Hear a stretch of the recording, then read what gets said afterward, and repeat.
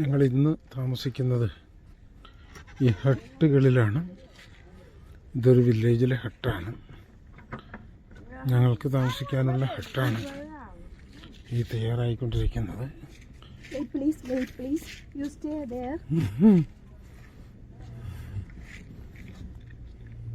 South ആഫ്രിക്കയിലെ ആദ്യത്തെ ദിവസം ഞങ്ങൾ താമസിക്കുന്നത് ഈ ഹട്ടുകളിലാണ്. ഇതിൻ്റെ ഒരു റിസപ്ഷൻ സെൻ്ററാണ് ഇവിടെ എത്തിച്ചേർന്നിട്ടുള്ളത്. ഇത് വളരെ മനോഹരമായിട്ടുള്ള ഒരു കാഴ്ചയാണ്. വിൽക്കാനുള്ള സാധനങ്ങളൊക്കെ ഇവിടെയുണ്ട്.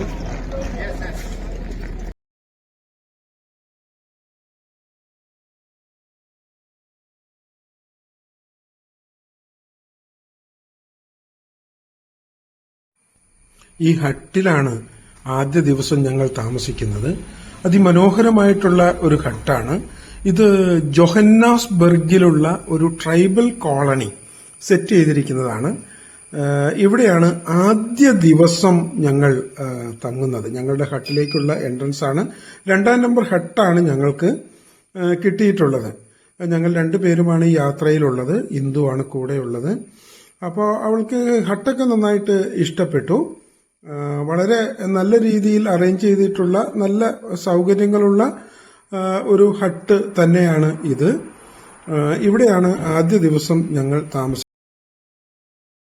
പരമ്പരാഗതമായ രീതിയിൽ നിർമ്മിച്ചിട്ടുള്ള ഹട്ടാണ് പുറത്തുനിന്ന് നോക്കിയാൽ നമ്മൾ കാണുന്നത് എങ്കിലും യഥാർത്ഥത്തിൽ അതിന്റെ ഉള്ളിൽ ചെന്നു കഴിഞ്ഞാൽ എല്ലാ ആധുനിക സൗകര്യങ്ങളും അതിനകത്തുണ്ട്. ഇവരുടെ ലൈഫ്, ഇവരുടെ ജീവിതക്രമം, ഇവരെ പിന്തുടരുന്ന ചില പ്രിൻസിപ്പിൾസ്, ഇതെല്ലാം തന്നെ നമുക്ക് ഇവിടെ വിവരിച്ച് തരികയാണ് അവർ. വളരെ എൻജോയബിൾ ആയിട്ടുള്ള ഒരു ദിവസമായിരുന്നു ആദ്യ ദിവസം തന്നെ. പുറത്ത് ഇറങ്ങിയപ്പോൾ ഞങ്ങള് കൂടുതൽ തണുപ്പുണ്ടാകും എന്ന് വിചാരിച്ചില്ല. ഒരു സായാഹ്നം ആ സമയത്താണ് ഞങ്ങൾ പുറത്തിറങ്ങുന്നത്. ഞങ്ങളുടെ കൂടെ 40 പേരാണ് ഞങ്ങളുടെ ഗ്രൂപ്പിൽ ഉള്ളത്. ഞങ്ങൾ പുറത്തിറങ്ങി കഴിഞ്ഞപ്പോഴാണ് പലരും സ്വെറ്ററൊന്നും എടുക്കാതെയാണ് ഇറങ്ങിയത്. അതുകൊണ്ട് വല്ലാത്ത തോതിലുള്ള തണുപ്പ് ചെയ്യേണ്ടി വന്നു. ഇത് കഴിഞ്ഞ് ഞങ്ങൾ നേരെ പോയത് ഇവരുടെ ഒരു കൾച്ചറൽ സെലിബ്രേഷൻ അടുത്തേക്കാണ്. ഇവരുടെ ഒരു കൾച്ചറൽ ആയിട്ടുള്ള ആക്ടിവിറ്റികൾ പ്രദർശിപ്പിക്കുന്നതിന് പ്രത്യേകമായ ഒരു ശാല ഇവിടെ തയ്യാറാക്കിയിട്ടുണ്ട്. ഇപ്പൊ അവിടെ വന്നുകൊണ്ടിരുന്ന് എല്ലാവർക്കും പല രീതിയിലുള്ള എന്റർടൈൻമെന്റുകളിൽ ഇടപെടാം എന്നുള്ളതാണ്. അവര് ഇതുപോലെ ഹട്ടുകളിൽ ചെന്ന് ഞങ്ങൾ ഫോട്ടോയൊക്കെ എടുക്കുകയും ആ ഫോട്ടോയ്ക്കൊക്കെ അവര് പോസ് ചെയ്ത് തരികയും ഒക്കെ ചെയ്തിട്ടുണ്ട്. ഇവിടെയൊന്നും ആളുകൾ താമസിക്കുന്നുണ്ടോ എന്ന് എനിക്കറിയില്ല. എന്തായാലും ഒരു ടിപ്പിക്കൽ ആദിവാസി ട്രൈബൽ കോളനി അങ്ങനെ പ്രസന്റ് ചെയ്തിരിക്കുകയാണ് എന്നുള്ളതാണ് ഇതിലെ ഒരു യാഥാർത്ഥ്യം. അപ്പൊ അവിടെയൊക്കെ തന്നെ കുറെ വീടുകളും ആ വീടുകളുമായി ബന്ധപ്പെട്ടുള്ള ചർച്ചകളും ആ വീടുകളുമായി ബന്ധപ്പെട്ട് അവരുടെ ഐതിഹ്യങ്ങളും, ഇപ്പൊ എങ്ങോട്ട് തിരിഞ്ഞാണ് ഇരിക്കേണ്ടത്, എവിടെ വെച്ചാണ് പാചകം ചെയ്യേണ്ടത്, ഈ കാറ്റിന്റെ ദിശയനുസരിച്ചാണ് അടുപ്പുകൾ സെറ്റ് ചെയ്യേണ്ടത്, അതുപോലെ ഒരു അതിഥി വന്നാൽ എവിടെയാണ് ഇരുത്തേണ്ടത്, അവർക്ക് കൊടുക്കേണ്ട ഭക്ഷണം എങ്ങനെയാണ് പാചകം ചെയ്യേണ്ടത്, ഈ കാര്യത്തിലൊക്കെ തന്നെ അവർക്ക് അവരുടേതായ ചിട്ടവട്ടങ്ങളുണ്ട്.